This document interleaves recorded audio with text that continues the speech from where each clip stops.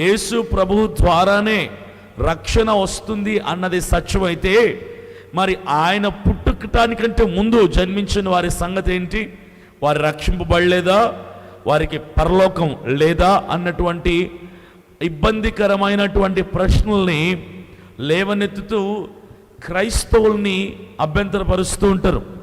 అయితే ఈ సమాధానం నేను క్రైస్తవేతరులకి అర్థం కావాలని కాదు, కానీ క్రైస్తవుల్లో కొందరు అపోహలకి భ్రమలకి లోనైపోయి ఇబ్బంది పడి, నిజమే కదా, మరి యేసు ప్రభు పుట్టిన తర్వాత రక్షణ వస్తే, యేసు ప్రభు రక్తంలో కడగబడితేనే రక్షణ వస్తే, యేసు క్రీస్తు నామంలో బాప్తిస్మం తీసుకుంటేనే రక్షింపబడటం సత్యమైతే, మరి క్రీస్తు ప్రభువులు వారు పుట్టడానికి ముందు పుట్టినటువంటి వారి పరిస్థితి ఏంటి?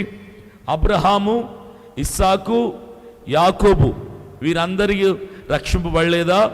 మరి వారు బాప్తిస్మం తీసుకోలేదు కదా. మరి మన పూర్వీకులు, మన తాత ముత్తాతలు వారు కూడా క్రీస్తు పుట్టక ముందు పుట్టిన వాళ్ళు ఉన్నారు కదా. మరి వారు రక్షింపబడలేదా? వారికి బాప్తిస్మం లేదు కదా, అప్పుడు క్రీస్తు రక్తం లేదు కదా, క్రీస్తు అప్పుడు మరణించలేదు కదా, క్రీస్తు అప్పుడు పుట్టలేదు, ఆయన సజీవుడిగా తిరిగి లేవలేదు కదా అన్నటువంటి సందేహాలు చాలామందికి ఉంటాయి, క్రైస్తవులకు సహితం.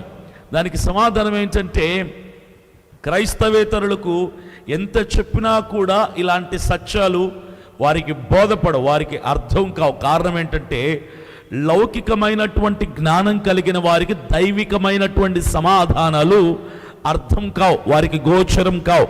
కాబట్టి క్రైస్తవుల్ని ఉద్దేశించి, క్రైస్తవులు ఇబ్బంది పడుతున్నటువంటి క్రైస్తవులకు అర్థం కావాలని మాత్రమే సమాధానం చెప్పడానికి ఇష్టపడుతుంది. ఇక్కడ వాక్యం ఏమని సెలవిస్తుందంటే, ఆది యందు వాక్యం ఉండెను, వాక్యము దేవుని యొద్ద ఉండెను, వాక్యమే దేవుడై ఉండెను, వాక్యమే దేవుడై ఉండెను. అలాగే 14వ వచనానికి వస్తే అదే అధ్యాయంలో, ఆ వాక్యమే శరీరధారి అయి కృపా సత్య సంపూర్ణుడుగా మన మధ్య నివసించెను, తండ్రి వలన కలిగిన అద్వితీయ కుమారుని మహిమ వలె మనము ఆయన మహిమను కనుగొంటిమి. ఆ వాక్యమే శరీరధారి అయి కృపా సత్య సంపూర్ణుడిగా మనుష్యుల మధ్యలో నివసించటానికి వచ్చను. వాక్యం ఎప్పటి నుంచి ఉంది? ఆది నుంచి ఉంది వాక్యం. వాక్యము ఎప్పటి నుంచి ఉంది? ఆది నుంచి ఉంది. వాక్యమే దేవుని యొద్ద ఉంది, వాక్యమే దేవుడై ఉన్నాడు. వాక్యము ఆది నుంచి ఉంది, వాక్యము దేవుని యొద్ద ఉంది, వాక్యమే దేవుడై ఉన్నాడు. ఆ వాక్యమే శరీరాన్ని దాల్చుకొని ఒక మానవధారిగా ఈ లోకానికి దిగి వచ్చను. వాక్యము ఆరంభం నుంచి ఉంది. ఆరంభం అంటే ఎప్పుడో తెలుసా? బూది గంతములు పునాది వేయబడక మునిపే, before the foundation of the earth there was the word, the word was with God, the God came to the earth, his name is Jesus Christ of Nazareth. యేసుక్రీస్తు ప్రభువులు వారు పుట్టిన తర్వాత చాలామంది రక్షింపబడ్డారు. ఎలాగూ? ఆయనని అంగీకరించి, ఆయన నామములో బాప్తిస్మం తీసుకొని, ఆయన రక్తములో కడగబడి రక్షణ పొందారు. కానీ ఆయన పుట్టకటానికంటే ముందు మరి పుట్టిన వారికి రక్షణ లేదా అంటే, దానికి సమాధానం ఏంటంటే, ఆయన పుట్టుకకు ముందు కూడా ఆయన ఉన్నవాడు, ఆయన పుట్టిన తర్వాత ఆయన ఉన్నవాడే. ఆయన రక్షింపబడటానికి ముందు కూడా, ఆయన రక్షణ కంటే ముందు కూడా, ఆయన పుట్టుక కంటే ముందు కూడా ఆయన ఎప్పటి నుంచో ఉన్నవాడే. అయితే అప్పుడు క్రీస్తు రక్తములో రక్షణ కాదు. అప్పుడు ప్రభువుని ఎవరైతే అంగీకరిస్తారో వారు ఆయన రక్షించబడినట్లు 10 ఆజ్ఞలు దేవుడు ప్రజలందరి కొరకు ఇచ్చాడు. ఎలాంటి విలువలు కలిగి బ్రతకాలి, ఎలాంటి పవిత్రత కలిగి బ్రతకాలి, ఎలాంటి పరిశుద్ధత కలిగి బ్రతకాలి, ఎలాంటి వైఖరిని కలిగి ఉండాలి, ఎలాంటి విధి విధానాలు కలిగి ఉండాలి అని దేవుడు కొన్ని ఆజ్ఞలని మోషే ద్వారా ఆనాడు పాత నిబంధన కాలంలో ఉన్నటువంటి ప్రజలందరికీ, క్రీస్తు ప్రభువుల వారి లోకంలో జన్మించక మునుపు ఉన్నటువంటి వారందరికీ ఇచ్చారు. ఎవరైతే ప్రభువుని సొంత రక్షకుడిగా అంగీకరించి, సృష్టికర్త అయిన దేవాది దేవుడే నన్ను ఈ లోకంలో జన్మింపచేశాడు అని ఆయనని అంగీకరించిన వారు, తండ్రిని అంగీకరించిన వారందరూ కూడా రక్షింపబడినట్లే. మోషే ద్వారా ఇవ్వబడినటువంటి ఆజ్ఞలని గైకొన్నటువంటి వారందరూ కూడా రక్షింపబడినట్లే. అయితే ఆనాడు పాపం విస్తరిస్తూ అనేకులలో దేవుడున్నాడన్నటువంటి సత్యాన్ని కూడా మర్చిపోయి బ్రతుకుతున్నారు చాలామంది. Many of the people they forgot about God.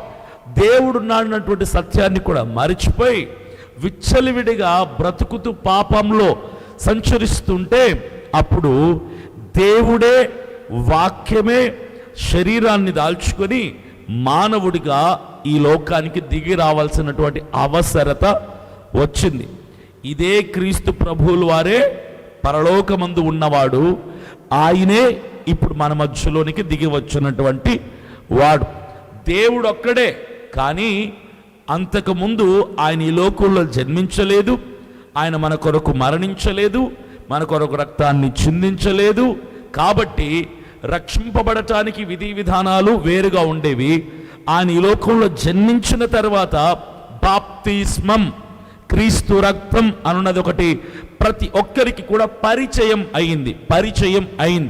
కాబట్టి ఆనాడు ఉన్న వాళ్ళకి రక్షణ ఆనాడు ఉన్నటువంటి పరిస్థితులను బట్టి లభించింది. విశ్వసించిన వారికి ఈనాడు ఉన్నవారు రక్షింపబడాలి అంటే అదే దేవుడు ఈ లోకంలో జన్మించి మనుష్యుని శరీరాన్ని దాల్చి మనుష్య కుమారుడిగా మన మధ్య దిగి వచ్చాడు. కాబట్టి ఈనాడు రక్షింపబడాలి అంటే క్రీస్తు ప్రభువుల వారిని అంగీకరించి ఆయన రక్తములో కడగబడిన ప్రతి ఒక్కరూ కూడా ఈ లోకంలోంచి ప్రత్యేకపరచబడి రక్షింపబడినట్లుగా మనం విశ్వసించవచ్చు. అది క్రీస్తు ప్రభువుల వారు ఆనాటి నుంచే ఉన్నటువంటి వాడు. 2వ వచనాన్ని మనం చదువుకుందాం. ఆయన ఆదియందు దేవుని యొద్ద ఉండెను, సమస్తమును ఆయన మూలముగా కలిగెను. ఎవరి మూలంగా కలిగింది? Everything created and made by him. ఎవరి ద్వారా కలిగింది? సమస్తము క్రీస్తు ప్రభువుల ద్వారా కలిగింది. మనకు కనిపిస్తున్నవన్నీ, కంటికి కనిపించినవి, కంటికి కనిపించనివి, దృశ్యమైనవి, అదృశ్యములైనవి అన్నీ కూడా ఏ దేవుడైతే మనల్ని కలుగ చేశాడో, ఏ దేవుడైతే మన కొరకు జన్మించాడో, ఏ దేవుడైతే మన కొరకు ప్రాణాన్ని పెట్టాడో, ఏ దేవుడైతే మన కొరకు ఆఖరి రక్తపు బొట్టు వరకు రక్తాన్ని కార్చాడో, ఏ దేవుడైతే మరణపు ముళ్ళుని విరిచి సమాధిని గెలిచి 3వ రోజున సజీవుడుగా తిరిగి లేచాడో, అదే దేవుడు ద్వారా సమస్తము కలిగింది. With the Lord all the things created in this universe. ఈ ప్రపంచంలో కనులకు కనిపిస్తున్నవన్నీ కూడా దేవుని ద్వారా కలిగినవే. ఇందులో ఎలాంటి సందేహము లేదు. చాలామంది దీన్ని నమ్మటానికి సందేహపడుతూ ఉంటారు. చాలామంది అంటారు వారు నాస్తికులు ఏమని మాట్లాడతారంటే, అరే సూర్యుడు, చంద్రుడు, నక్షత్రాలు, మిగిలినటువంటి గ్రహాలు ఇవన్నీ కూడా ఆ విశ్వములో, గెలాక్సీలో ఒక విస్ఫోటనం జరిగింది. దాని ద్వారా వాటంతట అవే కలిగాయి. దాని ద్వారానే భూమి కూడా కలిగింది అని వీళ్ళు నిరాధారమైనటువంటి అసత్యమైన యొక్క మాటల్ని నమ్మి దాన్నే చాలామందికి ప్రకటిస్తూ ఉంటారు. ఏమని? దేవుడు లేడు. ఇప్పుడు మనకు కనిపిస్తున్నవన్నీ, కనిపించనివన్నీ అంటే గాలి, ఆయువు, ఇవేవి కనులకు కనిపించవు. ఇవన్నీ కనిపించినవి, కనిపించనివి ఇవన్నీ కూడా అదేదో విస్ఫోటనం ద్వారా కలిగినవే. ఒక యాక్సిడెంట్ లాంటిది జరిగితే దాని ద్వారా కలిగాయే తప్ప దేవుడు అనేవాడు లేడు. దేవుడు అనేవాడి ద్వారా ఇవేవి కలగలేదు. ఇవి నాస్తికుని యొక్క వాదన. కాకపోతే పరిశుద్ధ బైబిల్ గ్రంథంలో ఇక్కడ ఉన్నటువంటి సత్యం ఏంటంటే, కలిగినవన్నీ ఆయన లేకుండా కలగలేదు. ఎవరు లేకుండా కలగలేదు? దేవుడు లేకపోతే సూర్యుడు లేడు, దేవుడు లేకపోతే చంద్రుడు లేడు, దేవుడు లేకపోతే ఆక్సిజన్, కార్బన్ డైఆక్సైడ్ లేదు, దేవుడే లేకపోతే భూమి లేదు, దేవుడు లేకపోతే నరుడనేవాడు లేడు. అసలు నువ్వు లేవు, నేను లేవు. ఎవ్వరు ఈ భూమి మీద ఉండేవాళ్ళు కాదు, ఈ విశ్వం ఉండేది కూడా కాదు. అందుకే లేఖనం చెప్తుంది, పరిశుద్ధ బైబిల్ గ్రంథంలో రాయబడినటువంటి ఒక అక్షరమైనను కూడా అబద్ధం, అసత్యం, కల్పితం, అపోహ కాదు. వాక్యము రాయబడిన వాక్యాలన్నీ కూడా, లేఖనములన్నీ కూడా, వచనములన్నీ కూడా స్పష్టముగా సత్యములై ఉన్నవి. అందుకే లేఖనం చెప్తుంది, ఆయన లేకుండా ఏదీ కలగలేదు. With God everything created. ఎప్పుడు కూడా మనము కలలోనైనా, కష్టములోనైనా, కన్నీటిలోనైనా ఆ దేవుడే కనుక ఉంటే నాకెందుకు ఇలాగవుతుంది, ఆ దేవుడే కనుక ఉంటే నాకెందుకు ఈ నష్టం జరుగుతుంది, ఆ దేవుడే కనుక ఉంటే నేనెందుకు ఫెయిల్ అవుతాను, ఆ దేవుడే కనుక ఉంటే నాకెందుకు ఇలాంటి అవమానం కలుగుతుంది. చాలా సందర్భాల్లో చాలామంది ఇలాంటి డైలాగులు వాడుతుంటారు, ఆ దేవుడు కనుక ఉంటే నాకు ఇలా జరిగేది కాదు. అంటే వీడి యొక్క ఉద్దేశం ఏంటంటే, వీడికేదో కష్టం కలిగిందని, వీరికేదో ఇబ్బంది కలిగిందని, వీరికేదో అనారోగ్యం వచ్చిందని దేవుడు లేడు అంటారు. దేవుడు లేడు అంటారు. దేవుడే కనుక లేకపోతే ఆ మాట మాట్లాడడానికి అసలు నువ్వు భూమి మీద ఉండవు. ఎందుకో తెలుసా, కరోనా టైంలో చాలామంది ఆక్సిజన్ దొరక్క చచ్చిపోయారు. ఆక్సిజన్ దొరక్క ఈరోజు ఉచితంగా అనుగ్రహింపబడుతున్నటువంటి ఆక్సిజన్, విస్తారంగా ఆక్సిజన్ అందుతుంది అందరికీ కూడా, డబ్బులు పెట్టకుండా. ఇది ఎక్కడి నుంచి వస్తుంది? దేవుని ద్వారా కలుగు చేయబడింది. పొర్రపాటును కూడా ఎప్పుడైనా మనుషులన్నాక కష్టాలు, కన్నీళ్ళు, బాధలు, ఇరుకులు, ఇబ్బందులు, వేదనలు, ఆవేదనలు, సుఖాలు, ఆనందాలు, లాభాలు, దీవెనలు, మేలు అన్నీ వస్తూ ఉంటాయి, పోతూ ఉంటాయి. ఒక 24 గంటలు గడవాలి అంటే ఖచ్చితంగా రాత్రి ఉంటుంది, ఖచ్చితంగా పగలు ఉంటుంది. ఒక 12 గంటలు చీకటి ఉంటుంది, 12 గంటలు వెలుగు ఉంటుంది. నాకు చీకటి అంటే భయం, నాకు చీకటి అంటే ఇష్టం లేదు, నాకు చీకటి అంటే నచ్చదు, నాకు వెలుగే కావాలి అంటే వాడిని ఏమంటారు తెలుసా? పిచ్చోడు అంటారు. ఏమంటారు? పిచ్చోడు అంటారు. ఎందుకో తెలుసా? ఒక రోజు దాటాలి, క్యాలెండర్లో ఈ తేదీ మారాలి అంటే ఖచ్చితంగా రాత్రి రావాలి, ఖచ్చితంగా పగలు రావాలి.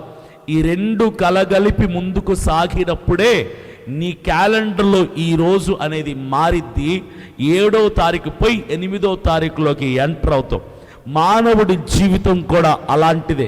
చాలామంది కోరుకుంటారు, నాకు అసలు కష్టమే ఉండకూడదు, ఆ దేవుడు అనేవాడు ఉంటే నాకు కష్టాలు లేకుండా చేయాలి, ఆ దేవుడు అనేవాడు ఉంటే నాకు నష్టం రాకుండా చూడాలి, ఆ దేవుడు అనేవాడు ఉంటే నాకు ఇబ్బంది కలగకుండా చూడాలి.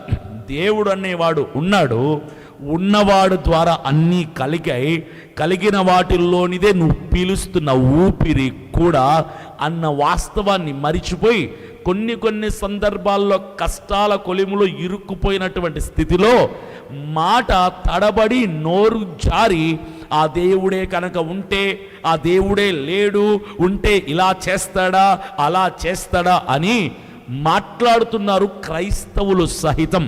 Even many of the Christians, they used to speak like this in some negative situation. కొన్ని వ్యతిరేక పరిస్థితుల్లో క్రైస్తవుల సహితం ఇలా మాట్లాడుతున్నాడు. దేవుడు ఉంటే ఇలా జరుగుతుందా? దేవుడు నిజంగా ఉంటే ఇలా చేయమని చెప్పు, అలా చేయమని చెప్పు. దేవుడు ఉన్నాడు, ఉంటాడు, ఆయన ఉన్నవాడను వాడై ఉన్నాడు. నిన్న నేడు నిరంతరం భూత భవిష్యత్ వర్తమాన కాలములలో నా దేవుడు నిత్యము నిరంతరము మారనివాడు, మార్పు లేనివాడు.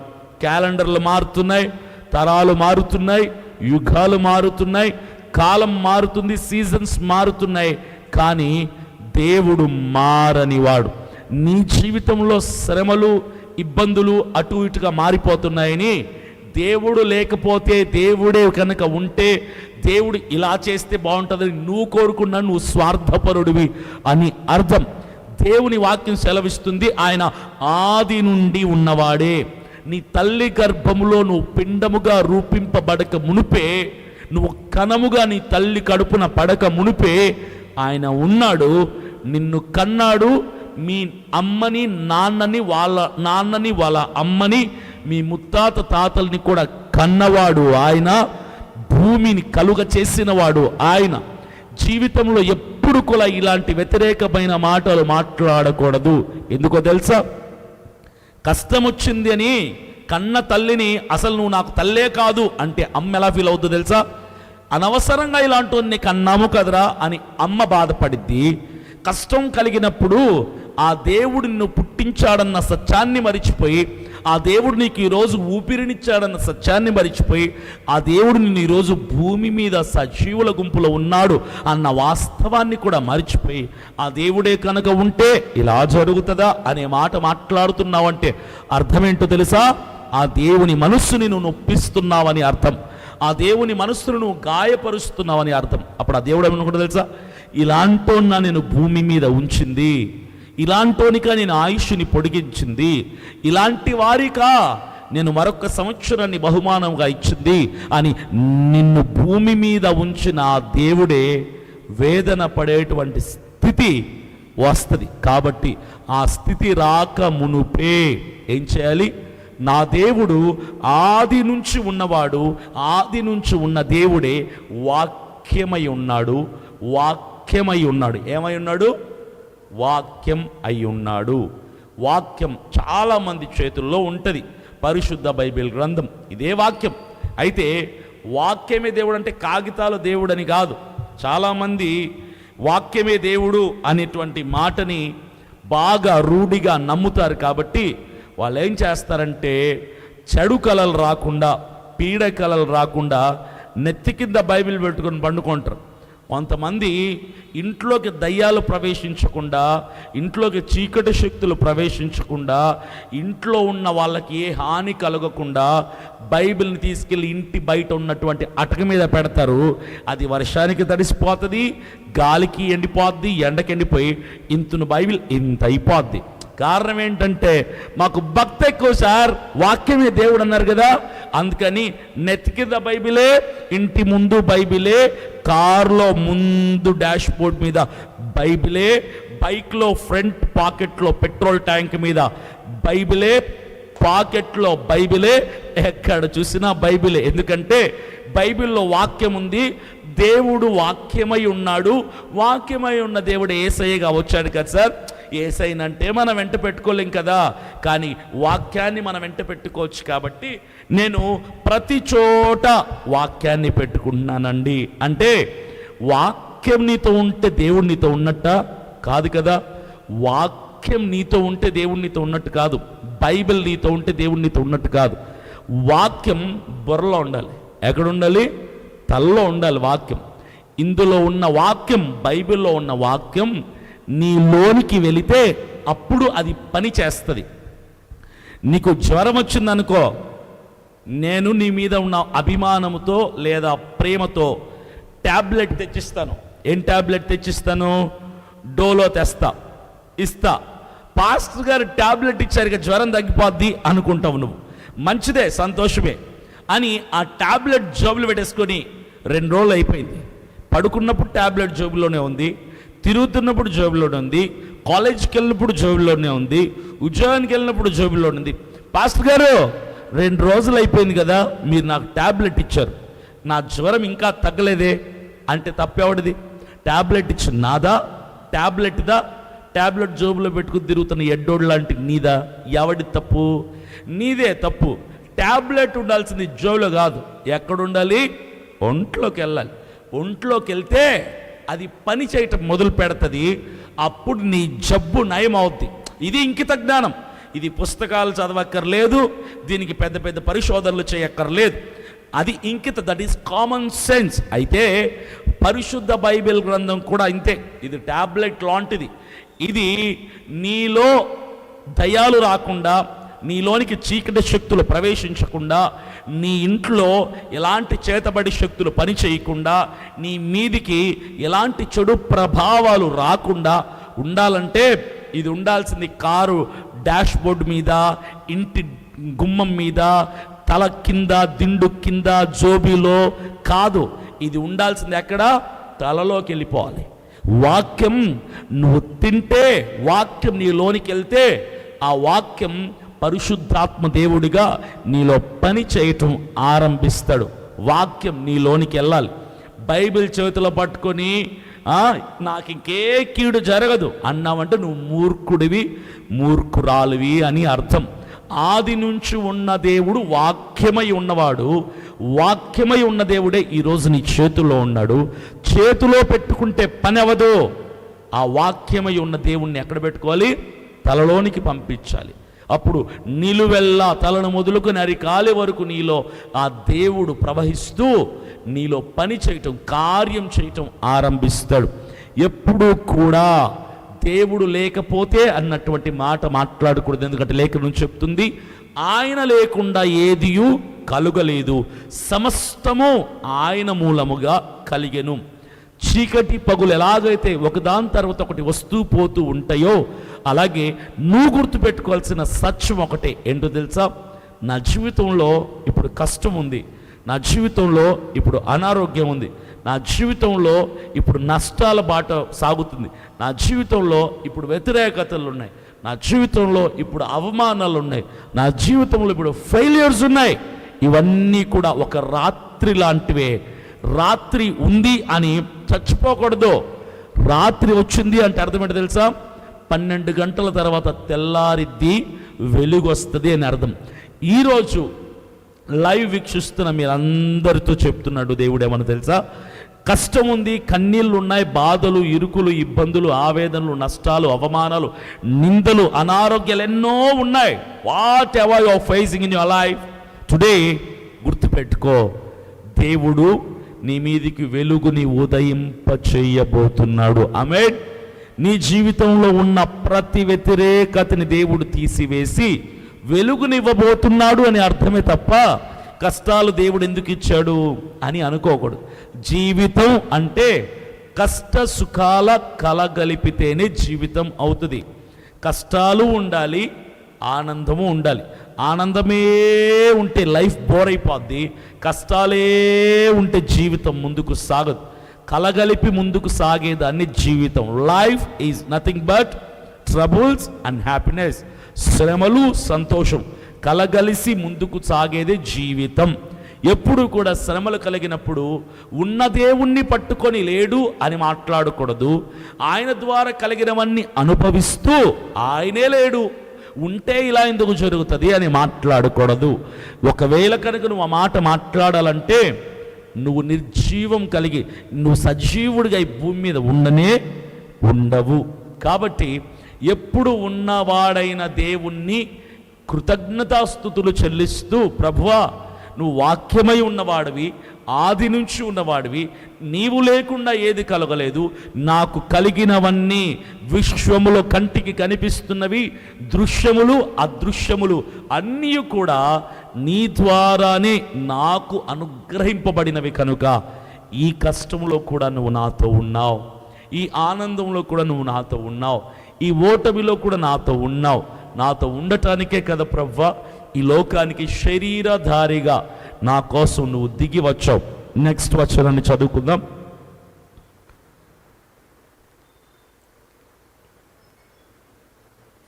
5వ వచనం. ఆ వెలుగు చీకటిలో ప్రకాశించుచున్నది కానీ చీకటి దానిని గ్రహింపలేదు. ఆయన is the light to this entire world. ఈ విశ్వమంతటికి, ప్రపంచమంతటికి కూడా ఆయన వెలుగు అయి ఉన్నాడు, వెలుగు అయి ఉన్నాడు. చాలామంది క్రిస్మస్ సెలబ్రేషన్స్లో, గ్రాండ్ క్రిస్మస్ సెలబ్రేషన్స్లో, క్రిస్మస్ వేడుకల్లో క్యాండిల్ని వెలిగిస్తారు. అందరు క్యాండిల్స్ని పట్టుకొని చీకటిగా మొత్తం ఉన్న లైట్ అంతా కూడా ఆఫ్ చేస్తారు. లైట్లన్నీ ఆఫ్ చేసి క్యాండిల్ పట్టుకుంటారు. చాలామంది అడుగుతారు, క్యాండిల్ ఎందుకు వెలిగించాలి? క్యాండిల్ వెలిగిస్తేనే క్రిస్మసా, వెలిగించకపోతే క్రిస్మస్ కాదా అంటే ఒకటే, దాని అర్థం ఏంటో తెలుసా? నా యేసయ్య లోకానికి వెలుగై ఉన్నాడు. Jesus Christ is the light to the world. యేసుక్రీస్తు ప్రభువుల వారు లోకమునకి వెలుగై ఉన్నాడు. చీకటి ఆవహించేస్తే మనుషులందరినీ, లోకమందంతటా చీకటి సంచరించి పాపము చేత కవలించబడుతున్నటువంటి స్థితిలో ఉన్న మనుషుల పైన కరుణ, జాలి, వాత్సల్యత, కనికరం కలిగిన ఆ దేవుడు ఈ లోకములో ఉన్నటువంటి చీకటిలో బంధించబడినటువంటి మనుషులని వెలిగించటానికి, పూర్వ వైభవముని తీసుకొని రావటానికే ఆయన పరముని విడిచి ఈ లోకంలోనికి శరీరధారిగా దిగి వచ్చాడు. ఆరిపోతున్నటువంటి జ్యోతుల వంటి మానవుల జీవితాల్ని వెలిగించటానికి. Jesus Christ came from heaven to earth to enlighten every man's life. ప్రతి మానవుని యొక్క జీవితాన్ని వెలిగించటానికే ఆయన ఈ లోకానికి వచ్చాడు. ఆయన ఈ లోకానికి వెలుగుగా వచ్చాడు. కానీ మనుషులు చీకటిలో ఉన్నారు. చీకటిగా ఉన్న మనుషులు వెలుగై ఉన్న క్రీస్తుని గుర్తించలేదు. అదే వాక్యం చెప్తుంది. Man's darkness did not recognise the light of Jesus Christ of Nazareth. క్రీస్తు ప్రభువులు వారు వెలుగుగా ఈ లోకానికి వస్తే వెలుగై ఉన్న యేసయ్యని మనుషులు, చీకటిలో ఉన్న మనుషులు ఆ వెలుగుని గ్రహింపలేకపోతుంది. ఈరోజు యేసయ్య ఈ లోకంలో జన్మించి వెలిగించటానికి ఆయన ఈ లోకంలో ఉద్భవిస్తే చీకటిలో ఉన్న ఎంతమంది ఆయనని అంగీకరించడానికి ఇష్టపడుతున్నారు. Many of the people they don't want to accept Jesus Christ as their own saviour. Many of the people, they don't want to receive the light and to get enlightened by the Jesus Christ of Nazareth. క్రీస్తు ప్రభువుల వారి యొక్క వెలుగు చేత వెలిగింపబడాలి అన్నటువంటి ఆ కాంక్ష, తృష్ణ చాలా మందిలో లేదు. కాబట్టే ఇంకా ఈ లోకంలో పాపం ఉంది.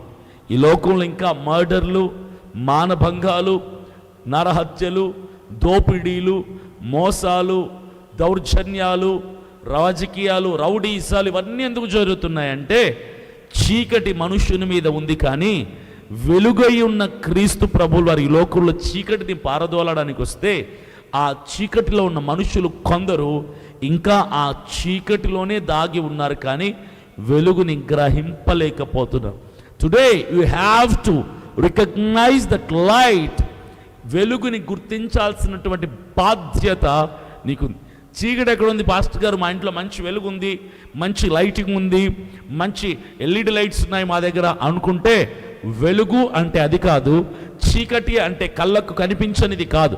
చీకటి అంటే పాప సంబంధమైన, లోక సంబంధమైనటువంటి, భౌతిక పరమైనటువంటి, దేవునికి అయిష్టమైనటువంటి, దుర్నీతి సంబంధమైనటువంటి క్రియలు కలిగి ఉండటమే చీకటి సంబంధమైనటువంటి తత్వము. అయితే ఇలాంటి చీకటి బ్రతుకులని వెలిగించటానికి యేసయ్య వెలుగుగా ఈ లోకానికి దిగి వచ్చాడు.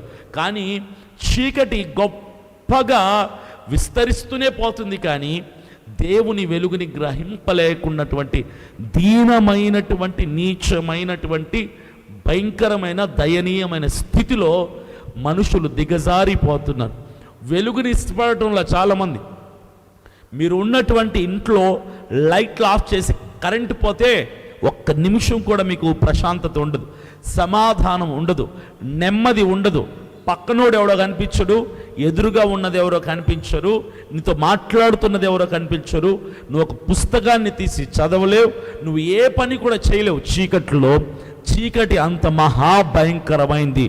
చీకటి మానవుని నేత్రాలను కూడా గుడ్డితనం కలగచేస్తుంది. కాబట్టే ఆ దేవాతి దేవుడు అలాంటి గుడ్డితనమైనటువంటి పాపం అనే చీకట్లో మనుషుల్ని ఉండనివ్వటం ఇష్టం లేదు. కాబట్టే మానవుణ్ణి వెలిగించటానికి ఆయన ఈ లోకానికి వస్తే ఆయన వెలుగుని గుర్తించలేని నరులు చాలామంది ఇంకా అదే చీకటిలోనే బ్రతుకుతున్నారు. Many of the people still they are surviving in the sinful lifes.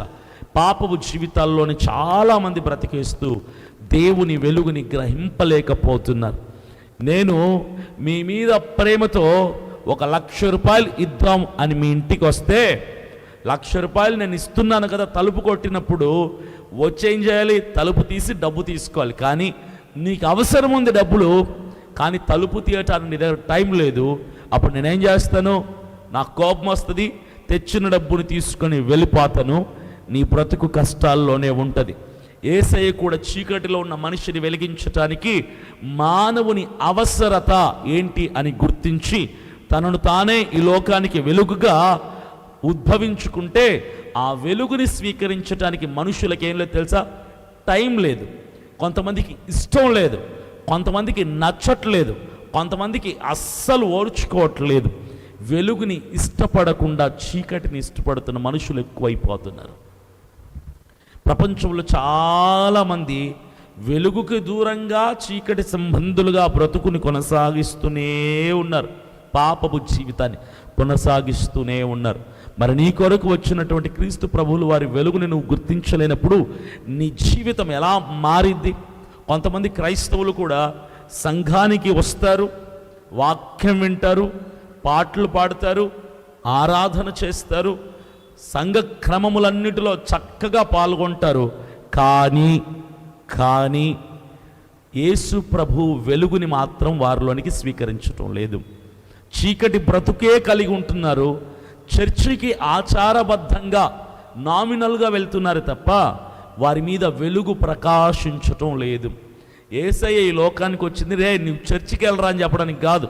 చర్చికి వెళ్ళి పాటలు పాడు, ఆరాధన చెయ్యి, వాక్యం విను, ఇవి చెప్పటానికి యేసయ్య రాలేదు. యేసయ్య ఈ లోకానికి వచ్చింది ఏంటో తెలుసా?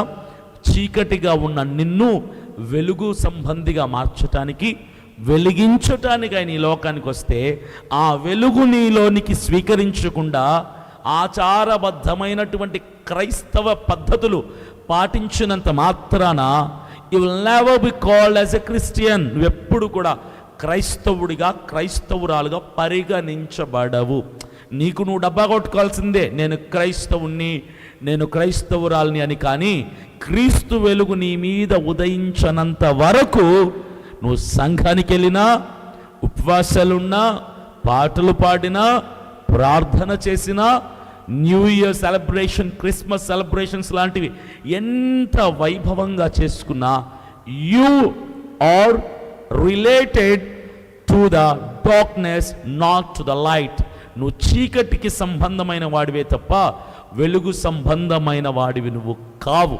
కాబట్టి ఆచారపరమైనటువంటి క్రైస్తవ సాంప్రదాయాల నుంచి బయటకు వచ్చి యేసయ్య వెలుగుని స్వీకరించి ఆ వెలుగుని కలిగి ఉండటమే. వెలుగుని కలిగి ఉండటం అంటే ఏంటి పాస్టర్ గారు? అంటే చర్చికి వెళ్తే వెలుగు రాదా? వాక్యం వింటే వెలుగు రాదా? పాటలు పాడితే వెలుగు రాదా? రాదు. చాలామంది ఉపవాస ప్రార్థనలు చేస్తారు, కన్నీటి ప్రార్థనలు చేస్తారు, క్రమం తప్పకుండా సంఘానికి సంఘ క్రమాల్లో, ఆరాధన క్రమాల్లో పాల్గొంటూ ఉంటారు. కానీ వాళ్ళ బ్రతుకుల్లో వెలుగు ఉందా అంటే ఉండదు. వెలుగు సంబంధుల క్రియలు వేరుంటాయి, చీకటి సంబంధుల క్రియలు వేరుంటాయి. క్రీస్తు ప్రభువులు వారు వెలుగై ఉన్నారు కాబట్టి ఆ వెలుగు నీ మీదకి వచ్చినప్పుడు చీకటి ఉంటుందా? ఉండదు. చీకటికి తావే ఉండదు. చీకటి నిన్ను వదిలి పారిపోతుంది వెలుగు నీ మీద ఉదయిస్తే. మీలో చాలామంది పేరుకు క్రైస్తవులే, పేరుకి మాత్రమే క్రైస్తవులే, పద్ధతులు క్రైస్తవులవే, ఆచారాలు క్రైస్తవులవే, సిద్ధాంతాలు క్రైస్తవులవే. కానీ మీ క్రియలు మాత్రం క్రీస్తువి కాదు. మీ క్రియలు మాత్రం వెలుగు సంబంధమైనవి కాదు. మీ క్రియలు మాత్రం లోక సంబంధమైనవే. నువ్వెన్ని ప్రార్థనలు చేసినా సరే, ప్రార్థన చేసి నువ్వు 100 రోజులు ఉపవాస ప్రార్థన చేసినా నీలోనికి వెలుగు ప్రవేశించకపోతే వ్యర్థమే. అది ఎలా డిఫరెన్స్ తెలుస్తుంది తెలుసా? నువ్వు 20 రోజులు లేదా 21 రోజు లేదా 30 రోజులు 100 రోజులు ఉపవాసం ఉండి ప్రార్థన చేసి బయటకు వచ్చావంటే నీ మనసు ఎలా మారిపోద్దో తెలుసా? ఫస్ట్ ఆఫ్ ఆల్ నీలో ప్రేమ కలుగుతుంది. క్రీస్తుని పోలి నడుచుకున్నటువంటి స్వభావం నీలో దేవుడు కలుగ చేస్తాడు. ఎలాంటి స్వభావం? శత్రువుని క్షమించేటువంటి గుణం నీకు నేర్పిస్తాడు దేవుడు. ఎవ్వరితో గొడవ పడవు, సమాధానం కలిగి ఉంటావు. నీ మాటలో గర్వం, అహంకారం ఉండదు.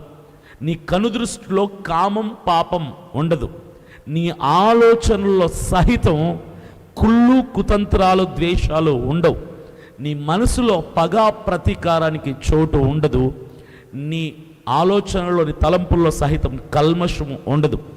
సాత్వికం, దీనత్వం, ప్రేమ, సమాధానం ఇవన్నీ కూడా ఎప్పుడైతే నీ మీదికి వెలుగు ఉదయిస్తుందో అప్పుడు ఇవన్నీ కూడా పని చేస్తాయి. అవన్నీ నీలో పని చేయటం లేదు.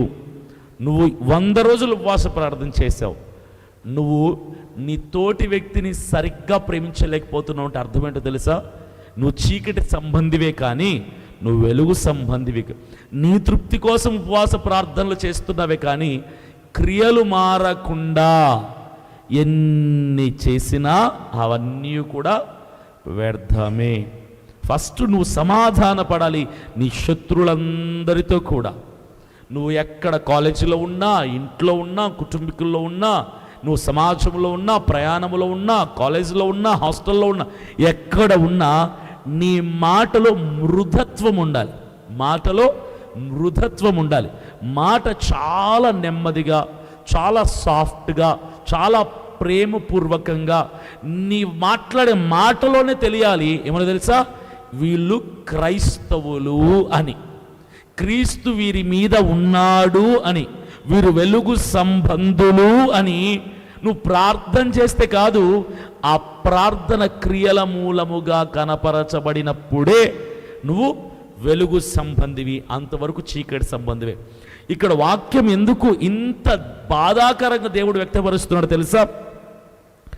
ఆ వెలుగు చీకటిని ప్రకాశించుచున్నది కానీ చీకటిని దాన్ని గ్రహింపకుండా ఉండేను. అందరు ఆచారబద్ధమైనటువంటి నియమాలు పాటిస్తున్నారు తప్ప నా యేసయ్య వెలుగుగా వచ్చాడు నన్ను వెలిగించటానికి. చీకటి సంబంధమైన క్రియలు నాలో నుంచి పోవాలి, వెలుగు సంబంధమైన క్రియలు నాలోనికి రావాలని ఒక్కరు కూడా ఆలోచన చేయటం లేదు. No one is thinking about acts of light, వెలుగు సంబంధమైన క్రియలను గురించి ఏ ఒక్కరూ ఆలోచించటంలా. ఈరోజు క్రైస్తవుల్లో కొదువైపోతుంది ఇదే. ప్రేమ ఉండటం లేదు, సమాధానం ఉండటం లేదు, నెమ్మది ఉండటం లేదు, మృదత్వం ఉండట్లేదు, దీనత్వం ఉండట్లేదు, సాత్వికం కొంతమంది మాట్లాడితే అనిపిస్తుంది ఎంత దీనమైన మనస్సు, ఎంత ప్రేమ కలిగిన వారని కొంతమందిని చూస్తే అనిపిస్తుంది.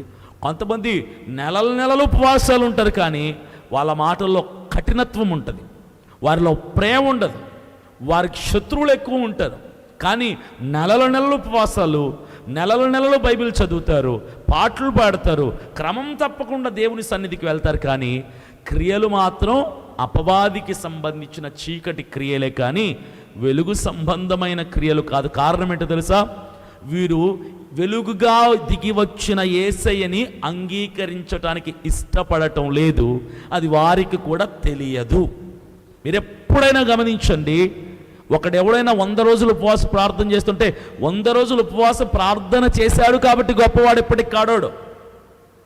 ఆ 100 రోజుల ఉపవాస ప్రార్థనలో ఆ చీకటి సంబంధమైన క్రియల్ని నలుగగొట్టి చీకటి సంబంధమైన క్రియలన్నిటిని విడిచిపెట్టి లయపరుచుకొని ఆ 100 రోజుల ఉపవాస ప్రార్థనలో వెలుగై ఉన్న క్రీస్తుని శిరస్సును మొదలుకొని పాదాల వరకు ధరించుకొని బయటికి వచ్చి నూతన స్వభావముతో కనిపించేవాడు క్రైస్తవం. 100 రోజులు ప్రార్థన చేశాడు వాడు గ్రేట్ అంటే కాదు. 100 రోజులు ప్రార్థన చేస్తే గ్రేట్ కాదు. 100 రోజుల ప్రార్థన నీలో చీకటి క్రియల్ని చంపితే అది గ్రేట్. చాలామంది కుటుంబీకుల్ని ప్రేమించలేరు, స్నేహితుల్ని ప్రేమించలేరు, బంధువుల్ని ప్రేమించలేరు, ఇరుగు పొరుగు వారిని ప్రేమించలేరు. శత్రుత్వంతో, పగలు ప్రతీకారాలతో ఏమని అడిగితే కారణాలు చెప్తారు. వాడు అలాంటోడండి, వీడు ఇలాంటోడు సార్, మీకు తెలియదండి వాడి గురించి, అందుకే నేను వాడిని అలా తిట్టాను. వీడు ఇలాంటోడు, అందుకే నేను వీడిని కొట్టాను. వీడు మంచోడు కాదు పాస్టర్ గారు, వాడిని దూరం పెట్టాలి. నీకు లోకస్తుడికి సంబంధం ఏముందో, తేడా ఏముంది? లోకస్తుడు ఇలాగే మాట్లాడతాడు. వాడెవడు? వెలుగు సంబంధి కాదు, వెలుగై ఉన్న క్రీస్తుని అంగీకరించని చీకటి సంబంధి. కాబట్టి వాడు ఏమంటారు తెలుసా? వాడు చెడ్డోడు సార్, వాడిని అలా కొట్టాలి. వీడు దుర్మార్గుడు అండి, వీడిని ఇలానే తిట్టాలి. వీడు మంచోడు కాదండి, వీడి గురించి మీకు తెలీదు, వాడిని అక్కడే పెట్టాలి అని లోక సంబంధమైన వ్యక్తి మాట్లాడతాడు. నువ్వు అన్ని ప్రార్థనలు చేసి, అంత బైబిల్ చదివి, అంత దైవికమైనటువంటి క్రమబద్ధమైనటువంటి విషయాల్లో పాల్గొని నువ్వు కూడా వాడు అలాంటోడు, అందుకే నేను నన్ను దూరం పెట్టాను, వీడి గురించి మీకు తెలీదు, వీడు మంచోడు కాదు, వీడు దుర్మార్గుడు, వీడు చెడ్డోడు అని నువ్వు కారణాలు చెప్పి ఉపవాసం ఉండి ప్రార్థనలు చేసి భక్తి చేసి సంఘానికి వెళ్ళి వాక్యాన్ని విన్న నువ్వు అదే ధోరణి, అసలు యేసుక్రీస్తుని నమ్మనటువంటి వాడు కూడా అదే పద్ధతి. తేడా ఏంటి? నువ్వు సంఘానికి వెళ్తావు, ప్రార్థనలు చేస్తావు, ఉపవాసాలు ఉంటావు, బైబిల్ చదువుతావు, వాడు యేసయ్యని నమ్మడు, అంతే తేడా. క్రియలు మాత్రం వాడి వినివి సేమ్. చాలామంది క్రైస్తవుల ప్రాబ్లం ఇదే, క్రియల్లో అస్సలు మార్పు ఉండట్లా. ఏం మార్పు ఉంటుంది? పైకి కనిపించేవే మార్పు, చర్చు, బైబిలు, వాక్యము, ఉపవాసం, ఇవే మార్పు. లోక సంబంధమైన వ్యక్తికి నీకు డిఫరెన్సియేషన్ ఉండాలి కదా. నువ్వు క్రీస్తు సంబంధివైతే నిజముగా నీ మీద వెలుగుగా వచ్చిన క్రీస్తు ప్రకాశించి కనుక ఉంటే ఆ వెలుగు సంబంధమైన క్రియలు కనపరచబడాలి కదా, నిన్ను గుర్తించాలి కదా, నువ్వు క్రైస్తవురాలివని, నువ్వు క్రైస్తవుడు అని. If the society is not recognising you as a Christian, the mistake is within you. సమాజం నిన్ను క్రైస్తవుడిగా, క్రైస్తవురాలిగా, క్రీస్తు సంబంధిగా, వెలుగు సంబంధిగా గుర్తించలేదు అంటే అర్థం ఏంటో తెలుసా? నీ క్రియలు ఇంకా చీకటి సంబంధమైనవే అని అర్థం. చాలామంది అంటారు, నేను సిగరెట్లు తాగటం లేదండి, మందు తాగటం లేదండి, బూతులు మానేశాను పాస్టర్ గారు, సినిమాలు చూడటం మానేశానండి, ఫోన్లో కూడా సినిమా పాటలు వినటం మానేశాను పాస్టర్ గారు, యేసయ్యలోనికి వచ్చాక సినిమాలు, బూతులు, మందు, సిగరెట్లు, చెడు అలవాట్లు అన్నీ మానేశానండి. మంచిదే, సంతోషమే, మానేశావు. అయితే ఏంటి? నువ్వు వెలుగు సంబంధి అయిపోతావా? అవి నీ అలవాట్లు మార్చుకున్నావు, మంచిదే. చాలామంది అవి కూడా విడిచిపెట్టని వాళ్ళు ఉన్నారు. అవి విడిచిపెట్టుకున్నావు, సంతోషం. ఎందుకు? యేసయ్య వెలుగై ఉన్నాడు, ఆయన నీ కోసం ఉదయించాడు, చీకటిగా ఉన్న నీలోని చీకటిని పారదోలి వెలుగుని నీలో ప్రకాశింపచేయటానికి ఆయన జన్మించాడు. కాబట్టి నువ్వు అన్ని అలవాట్లు మార్చుకున్నావు, మంచిదే. మరి రెండవ పరిస్థితి ఏంటి? ఇప్పుడు నీ పక్కనే వాడు ఉంటాడు, ఫ్రెండ్, నీ ఉద్యోగస్తుడే, నీ కొలీగ్ ఉంటాడు, నీ నైబర్ ఉండొచ్చు, నీ తోటి ప్రయాణికుడు కావచ్చు, నీతో చదువుకునేవాడు కావచ్చు, లేదంటే నీ పక్కింటోడు కావచ్చు, నీ బంధువు కావచ్చు. అసలు వాడు పుట్టుక నుంచే వాడికి ఏ అలవాటు ఉండదు. వాడు సిగరెట్ అంటే పడదు, మందు అంటే పడదు, బూతులు మాట్లాడు, చెడమాటలు మాట్లాడు, సినిమాలంటే ఇంట్రెస్ట్ ఉండదు, సినిమా పాటలు అంటే ఇంట్రెస్ట్ ఉండదు, వాడికి ఏమి ఇష్టం ఉండవు, అసలు ఏ చెడ్డ అలవాట్లు లేదు. వాడు చాలా మంచివాడు పుట్టుక నుంచే. వాడి వయసు 30, నీ వయసు 30, వాడి 25, నీకు 25, వాడికి 20, నీకు 20. నువ్వు యేసయ్యలోకి వచ్చాక అలవాట్లు మార్చుకున్నావు. వాడికి అసలు యేసయ్యనే వాడు ఒప్పుకోడు, వాడు యేసయ్యనే అంగీకరించలేదు, వాడికి బాప్తిస్మమే లేదు, వాడి సంఘానికే వెళ్ళడు, వాడు వాక్యమే చదవడు, వాడు బైబిలే ఏ రోజు పట్టుకోలేదు. కానీ చిన్నప్పటి నుంచి వానికి ఏ అలవాటు లేదు. వాడి వయసు 25, నీ వయసు 25, అలవాట్ల పరంగా ఇద్దరు సేమే. కానీ వాడికి నీకు డిఫరెన్స్ ఏముండాలి? యాక్ట్స్, క్రియలలో డిఫరెన్స్ కనిపించాలి. చాలామంది పాప సంబంధమైనటువంటి అలవాట్లను విడిచిపెట్టి నేను పరిశుద్ధుని, పరలోకం నాదే అని ఫీల్ అయిపోతూ ఉంటారు. అలవాట్లు మార్చుకున్నంత మాత్రం పరలోకం రాదు, క్రియలు మారాలి, క్రియలు మారాలి. ఇవే ప్రధానమైనవి. చాలామంది నాకు ఆత్మవరాలు ప్రభా, ఆత్మవరాలు నాయనా, సిగ్గు లేకుండా వీటి కోసం అడుగుతూ ఉంటారు. ఎందుకు? ఫేమస్ అవటానికి అన్నమాట. ఏం ఆత్మవరం కావాలరా నీకు అంటే, స్వస్థత వరం మీ ప్రభా, చెయ్యి పెడతానే బాగా అయిపోవాలాడు, చెయ్యి పెడతానే చచ్చిపోయినట్టు లేచి కూర్చోవాలా. ఎందుకు? అప్పుడు నీ దగ్గర జనం ఎక్కువ వస్తారు కదా. స్వస్థతరం కావాలా టీడికి. వరాలి ప్రభా, వరాలు. ఏం వరం కావాలి? ప్రవచన వరం ఈ ప్రభా, ప్రవచన వరం ప్రభా. ఎందుకు? నువ్వు ప్రవచనం చెప్తే సంఘం అంతా నీ వైపు చూసి నీ దగ్గర ఆటోగ్రాఫ్లు, సెల్ఫీలు దిగటానికి, నువ్వు ఫేమస్ అవ్వటానికి. ఏం వరం కావాలి? వివేచన వరం ఈ ప్రభా. ఎవరినైనా చూసిన వెంటనే వారి జాతకం మొత్తం చెప్పాడేది నేను. ఎందుకు? జాతకం చెప్పబడును, జ్యోతిష్యం చెప్పబడును, చిలక జాతకం, చిలక జ్యోతిష్యం అని బోర్డు పెట్టుకొని రూపాయలు సంపాదించుకోవడానికి వరాలు. వరాలి ప్రభా. ఎందుకు సార్ ఉపవాసం ఉన్నట్టే? నాకు వరాలు కావాలండి, ప్రభులోంచి ఆత్మవరాలని నా మీదకి వచ్చేయాలి, అలా వచ్చేయాలి. ఎన్ని వరాలు కావాలరా? 9 కావాలి. 9 బాగా ఫేమస్ అయిపోవచ్చు, త్వరగా బాగా డబ్బు సంపాదించుకొని BMW, బెంజు కార్లలో బాగా తిరిగేసి బాగా పోవడం, అంతమంది ఫ్యాన్స్ వాళ్ళని సంపాదించుకోవచ్చు. అందుకే ఉపవాసం ఉన్నా పాస్టర్ గారు. సిగ్గులేని అదవా. ఎందుకు ఉపవాసం? ఆత్మవరాలు కావాలట, ఆత్మవరాలు. నా జీవితంలో, నా 37 సంవత్సరాల అనుభవంలో ఏ రోజు, ఎక్కడ, ఏ ప్రాంతంలో, ఏ ఒక్కడు, ఏ క్రైస్తవుడు, ఏ సేవకుడు కూడా ఎందుకు ఉపవాసం ఉంటున్నావు, ఎందుకు ప్రార్థన చేస్తున్నావు అంటే ఆత్మఫలం కోసం అండి అని చెప్పినోడు నేను చూడలా. ఆత్మఫలం కోసం ఉపవాసం ఉంటున్నాను పాస్టర్ గారు అని చెప్పేటోడు నా జీవితంలో నేను చూడలే ఇప్పుడు వరకు. ఎవడు ఉండడు. ఆత్మఫలం అంటే ఏంటి?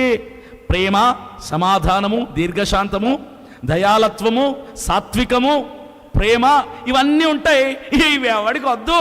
ఎందుకు? వాటి వలన పైసలు రావు కదా, వాటి వలన జనం రారు, పేరు రాదు, డబ్బు రాదు, ఫ్యాన్స్ ఫాలోయింగ్ ఉండదు, సెల్ఫీలు ఉండవు, ఆటోగ్రాఫులు ఏమీ ఉండవు, అంతా శూన్యమే. ఆత్మవరాలు ఉన్నాయనుకో పెద్ద చర్చి కట్టేసుకోవచ్చు, బోళ్ళంత మంది జనాలు వచ్చేస్తారు, బోళ్ళంత పేరు వస్తుంది, బోళ్ళంత సూట్లు బూట్లు, ఇంకా వీడి జనాలు, వీడి ఫాలోయింగ్, ఆ కథే వేరు. ఆత్మఫలం ఎవడికి కాదు సార్? ప్రేమతో ఏం ఉపయోగం ఉంది? సాత్వికంతో ఏం ఉపయోగం ఉంది? దయాలత్వంతో ఏం ఉపయోగం ఉంది? దీర్ఘశాంతితో ఏం ఉపయోగం ఉంది? ఎవడికి కావాలవి? వద్దు. మనకు ఏం కావాలి? వరాలు కావాలి, వరాలు. వెలుగై ఉన్న క్రీస్తు నీ మీద ఉదయించినప్పుడు నీ బతుకు మారిందంటే, మందు మానేశాను పాస్టర్ గారు, బూతులు మానేశాను పాస్టర్ గారు, సినిమాలు మానేశాను పాస్టర్ గారు, అలవాట్లు మారి సచ్చాయి. నీలో ఉన్నటువంటి కుళ్ళు, కుతంత్రం, ప్రేమ, దీర్ఘశాంతం, సమాధానం, మృదత్వం, దయాలత్వం, నెమ్మది ఎక్కడొచ్చాయి? అవి వచ్చి సావు. క్రైస్తవులతో అదే ప్రాబ్లం. వీటిలో పోల్చుకో. లోకంలో ఉన్న వారికి నీకు డిఫరెన్స్ ఏంటి? What's the difference between you and the world people? వెలుగు సంబంధిగా ఉన్న నీకు, లోక సంబంధిగా, చీకటి సంబంధిగా ఉన్న వాడికి క్రియలలో డిఫరెన్స్ కనిపించగలుగుతున్నావా? అలవాట్లలో కాదు. క్రియలు, క్రియలు, చూసే చూపు, మాట్లాడే తీరు, ప్రేమ, కక్ష. వాడికి కక్షలు ఉంటాయి, వాడు కొంతమందితో మాట్లాడు, నువ్వు కొంతమందితో మాట్లాడిస్తావు. వాడు నువ్వు ఒకటైపోయారా? వాడు చీకటి సంబంధే, నువ్వు అంటే నీకు ఆత్మ వరాలు ఉంటాయి, ఆత్మఫలం ఉండదు.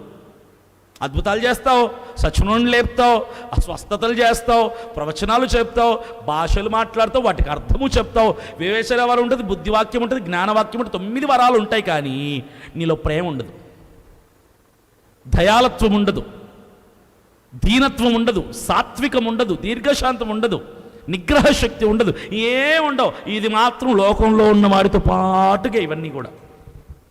You need to change your acts in your life if you want to live as a Christian.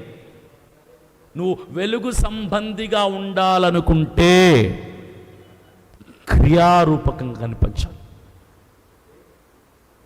ప్రార్థనలు, ఉపవాసాలు ఇవన్నీ కూడా చీకటి సంబంధమైన క్రియల్ని అంచటానికి, చంపుకోవటానికి ప్రయత్నించి వెలుగు సంబంధిగా నువ్వు మారటానికి ప్రయత్నించు. వాక్యం సెలవిస్తుంది, వెలుగు లోకములోకి వచ్చింది కానీ చీకటి దాన్ని గ్రహింపకుండెను. యేసయ్య అంత తాను తగ్గించుకొని ఈ లోకంలోనికి దీనుడిగా, రిక్తునిగా దిగి వస్తే ఆయన్ని అంగీకరించటానికి ఇష్టం లేదు చాలామందికి. చీకటి సంబంధమైన క్రియలే,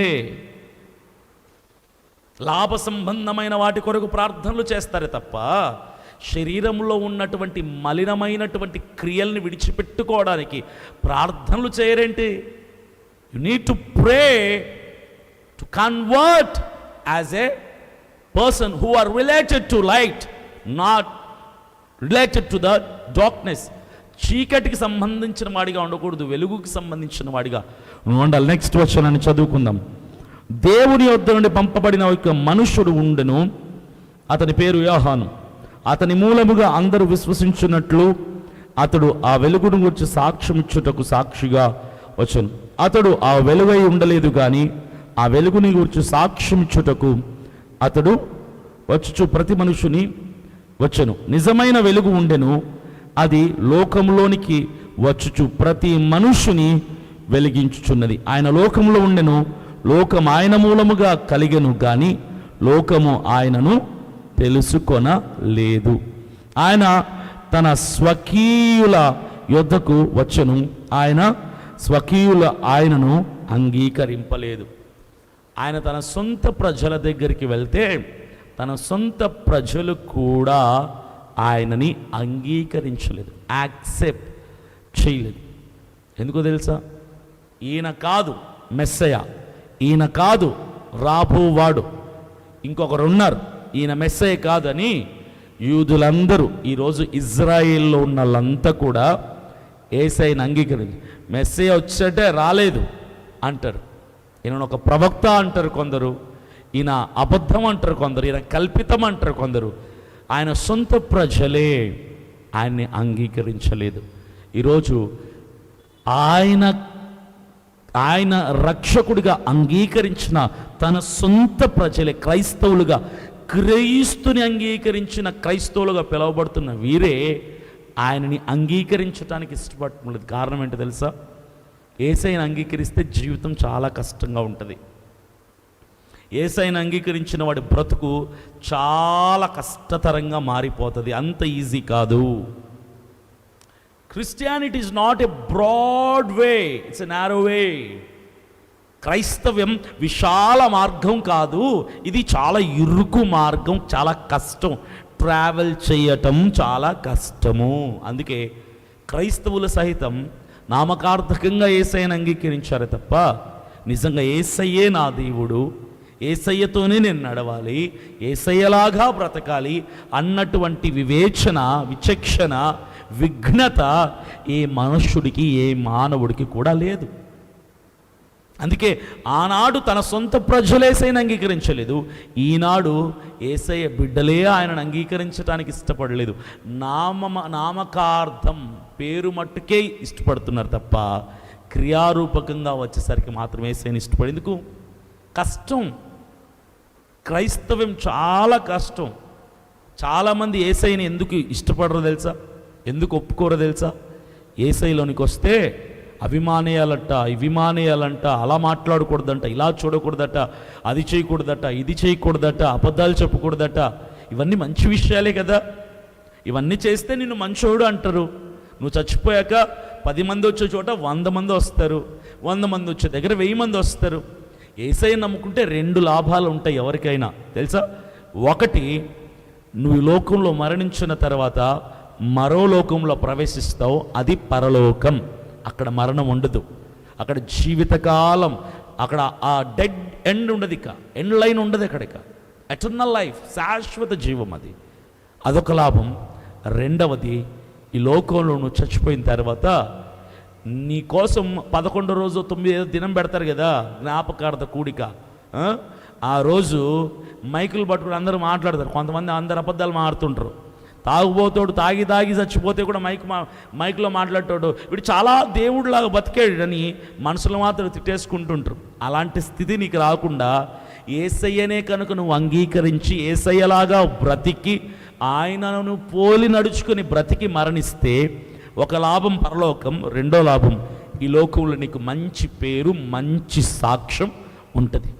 నిన్ను మోసేవాడు నీకోసం మంచిగా మాట్లాడతాడు, నిన్ను సమాధి చేసిన నీ కోసం మంచిగా మాట్లాడతాడు, నీ జ్ఞాపకార్థ కూడికకు వచ్చినవాడు నీ కోసం హృదయపూర్వకంగా నీ కోసం మంచి మాటలు చెప్తాడు. ఎందుకు తెలుసా? నువ్వు యేసయ్యను నమ్ముకున్నాక అబద్ధాలు విడిచిపెట్టావు, ద్వేషాలు విడిచిపెట్టావు, పగా ప్రతీకాలను విడిచిపెట్టావు, శత్రువుల్ని ప్రేమించడం నేర్చుకున్నావు, దీనుడిగా బ్రతికావు, సాత్వికుడిగా బ్రతికావు, మృదువైన మాటల చేత అనేకులని చేరదీశావు, అంత మంచి పేరు తెచ్చుకున్నావు. కాబట్టి నేను అంతా సమాజం అంతా ఇష్టపడుతుంది, అంత మంచిగా బ్రతికావు కాబట్టి, యేసయ్యను పోలి బ్రతికావు కాబట్టి యేసయ్య దగ్గర, ఆయన సింహాసనం ఎదుట నువ్వు కూడా ప్రవేశించేటువంటి గొప్ప ధన్యత, భాగ్యం నీకు దేవుడు అనుగ్రహిస్తాడు. కాబట్టి దేవుడు ఆది నుంచే ఉన్నాడు, ఆయన పుట్టక ముందు నుంచి ఆయన ఉన్నాడు, ఆయన పుట్టిన తర్వాత ఆయన ఉన్నాడు, ఆయన వాక్యమై ఉన్నాడు, వాక్యమై ఉన్నవాడు లోకానికి శరీరధారిగా వచ్చాడు, ఆయన వెలుగై ఉన్నాడు, వెలుగై ఉన్నవాడు చీకటి సంబంధిని వెలుగుగా మార్చడానికి ఇష్టపడ్డాడు, కానీ చీకటిగా ఉన్నవాడు వెలుగును అంగీకరించడానికి ఇష్టపడటం లేదు. కాబట్టి ప్రతి ఒక్కరు కూడా at least today after this message, ఈ వాక్యం విన్న తర్వాత అయినా క్రియలు మార్చుకునే ప్రయత్నం చేయండి. మీరు గ్రేటే, ఎందుకో తెలుసా? అలవాట్లు విడిచిపెట్టారు, కానీ ఇంకా చీకటి పరమైనటువంటి విషయాలు మీలో ఉన్నాయి. అవి ఆత్మఫలం. నిజమైన క్రైస్తవుడిగా, నిజమైన క్రైస్తవురాలిగా నువ్వు పిలవబడాలి అనుకుంటే ఆత్మఫలం కోసం ప్రార్థన చెయ్యి. ఆత్మఫలం కోసం ప్రార్థన చెయ్యి.